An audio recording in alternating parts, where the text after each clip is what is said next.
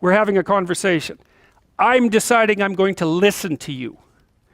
Right? That's different than how people generally communicate, because usually when they communicate, they're doing something like, okay, we're going to have a conversation and I'm going to tell you why I'm right and I'll win if you agree. Or maybe you're having a conversation where, I don't know what you're trying to do. Maybe you're trying to impress the person you're talking to. So you're not listening to them at all. You're just thinking about what you're going to say next. Okay, so that's not this. This is, you might have something to tell me. And so I'm going to listen on the off chance that you'll tell me something that would really be useful for me to know. And so you could think about it as an extension of the Piagetian, Piaget talked about the fundamentally important element of knowledge being to describe how knowledge is sought, the process by which knowledge is generated. Well, if you agree with me and I find that out, I know nothing more than I knew before. I just know what I knew before.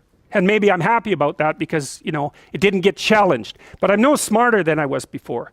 But maybe you're different than me, and so while I'm listening to you, you'll tell me something I don't like. Maybe it's something I find contemptible or difficult, whatever. Maybe you'll tell me something I don't know, and then I won't be quite as stupid.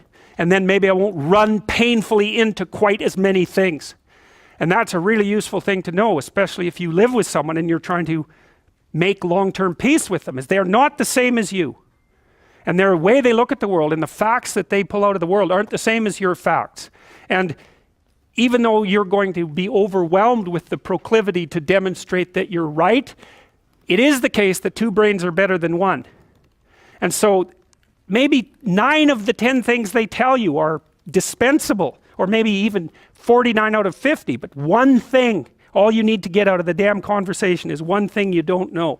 And one of the things that's very cool about a good psychotherapeutic session is that the whole conversation is like that. All you're doing is trying to express the truth of the situation as clearly as possible. That's it. And so now Roger's proposition, and I'll tell you why he derived it, was that if you have a conversation like that with someone, it will make both of you better. It'll make both of you psychologically healthier. So there's an implicit presupposition that the exchange of truth is curative. Well, that's a very cool idea. I mean, it's a very deep idea. I think it's the most profound idea. It's the idea upon which Western civilization, although not only Western civilization, is actually predicated.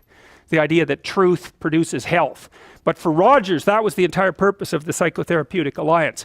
You come to see me because you want to be better. You don't even know what that means necessarily, neither do I. We're going to figure that out together. But you come and you say, look, things are not acceptable to me, and maybe there's something I could do about that. So that's the minimal precondition to engage in therapy. Something's wrong, you're willing to talk about it truthfully, and you want it to be better. Without that, the therapeutic relationship does not get off the ground. And so then you might ask, well, what relationships are therapeutic? And the answer to that would be, if you have a real relationship, it's therapeutic. If it isn't, what you have is not a relationship. God only knows what you have. You're a slave, they're a tyrant, you're both butting heads with one another. It's a primate dominance hierarchy dispute. Oh, I don't know, you're like two cats in a barrel, or two people with their hands around each other's throats. But what you have is not a relationship. So, all right, we may say that the greater the communicated congruence of experience, awareness, and behavior on the part of one individual, that's a reference to the same idea that I was describing with regards to Jung. So let's say you come and talk to me and you want things to go well. Well, I'm going to have to more or less be one thing, because if I'm all over the place, you can't trust any continuity in what I say. There's no reason for you to believe that I'm capable of actually telling you, I'm capable of expressing anything that's true. So the truth is something that emerges as a consequence of getting yourself lined up and beating all the, what would you call, all the impurities out of your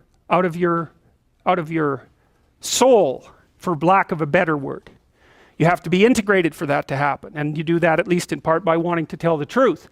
The more the ensuing relationship will involve a tendency towards reciprocal communication with the same qualities. So one of the things, I've been quite influenced by Rogers. One of the things I try to do in my therapeutic sessions is, first of all, to listen, to really listen. And then Well, while I listen, I watch, and while I'm listening, things will happen in my head.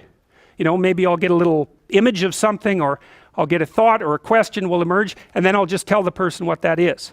But it's sort of directionless, you know, it's not like I have a goal, except that we're trying to make things better. I'm on the side of the person, I'm on the side of the part of the person that wants things to be better, not worse. And so then those parts of us have a dialogue, and the consequence of that dialogue is that certain things take place, and then I'll just tell the person what happened.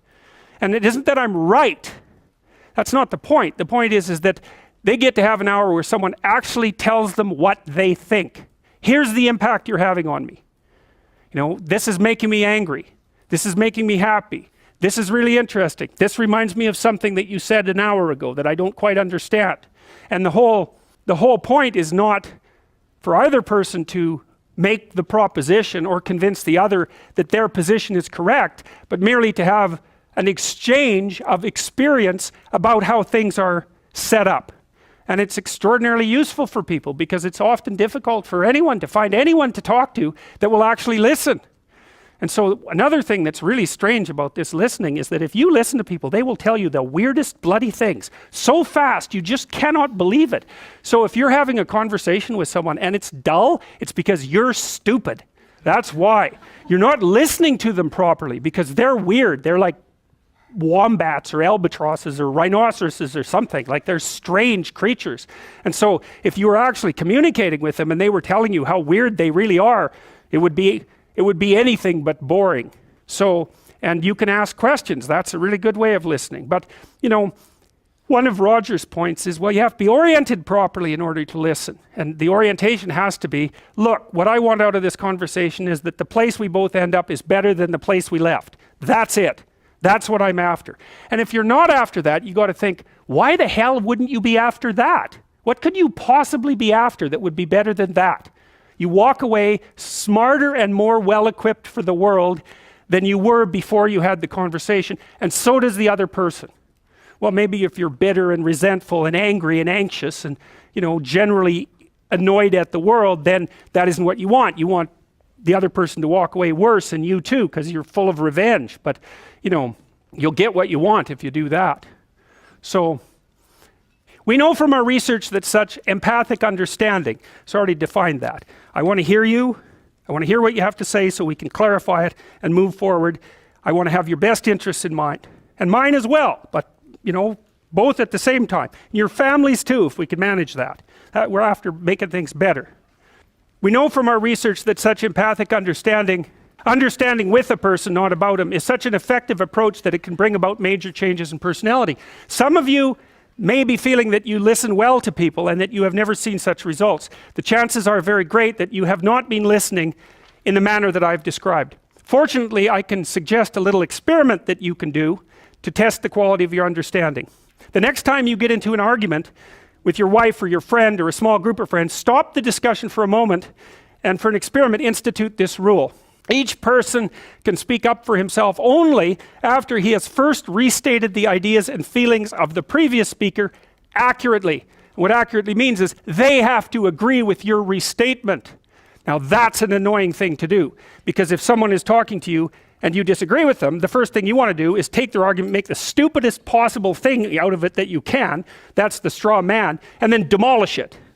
It's like, so then you can walk away feeling good about it, and, you know, you primate dominated them really nicely. So, but that isn't what you do. You say, okay, well, I'm going to take what you told me, and maybe I'm even going to make your argument stronger than the one you made. That's useful if you're dealing with someone that you have to live with, because maybe they can't bloody well express themselves very well, but they have something to say, so you make their argument strong.